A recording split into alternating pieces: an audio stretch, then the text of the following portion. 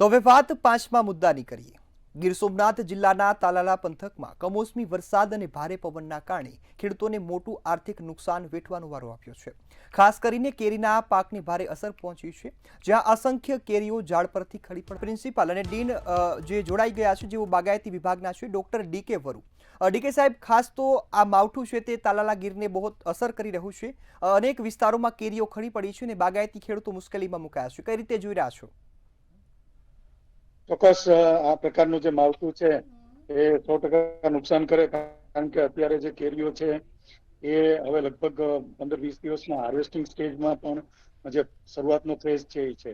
એ સિવાયના 2 કે 3 ફેઝ બીજા પણ છે કે જેની અંદર કેરીઓ જે છે એ વટાણાથી માર્બલ અને એનાથી સોપારી સાઈઝના કદ ઉપર આગળ વધી રહી છે।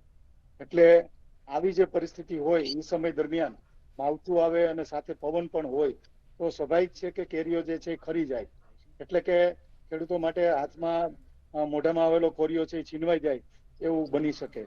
હવે આ પરિસ્થિતિની અંદર ખાસ શું નુકસાન થાય, તો જે મોટી સાઈઝની કેરીઓ છે કે જે લગભગ 15-20 દિવસ પછી હાર્વેસ્ટ થશે, આવી કેરીઓ ઉપર જે કાંઈ ઠંડુ પાણી પડ્યું હોય, સામાન્ય રીતે માવઠાનું પાણી છે એની ઠંડી પણ વધારે હોય છે, ટેમ્પરેચર ડાઉન હોય અને ઘણી વખત એમાં કરા પણ પડતા હોય છે, એટલે કેરીઓ ઉપર ડાઘ થાય છે, કાળા ડાઘ થાય, ચાંદી પણ પડે અને હાર્વેસ્ટિંગ થયા પછી આ જે કેરીઓ છે એ પાકવાને બદલે બગડી જતી હોય છે। ત્યાં એ સિવાયના જે 2 સ્ટેજ અત્યારે ચાલી રહ્યા છે, એક સ્ટેજ છે એ સોપારી સ્ટેજ છે કે જેની અંદર પણ આવી જે કેરીઓ છે એ પવનનો ઝટકો આવે અથવા તો માવઠાનો માર પડે તો ખરી જાય।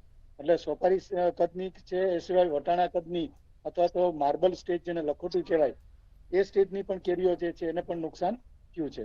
એટલે ઓવરઓલ જો જોવા જાય તો ખેડૂતોને આમાં ઘણું મોટું નુકસાન છે। જી બિલકુલ। ડીકે સાહેબ અમારી સાથે જોડાયા અને ખૂબ સરસ માહિતી આપી બદલ આપનો ખૂબ ખૂબ આભાર।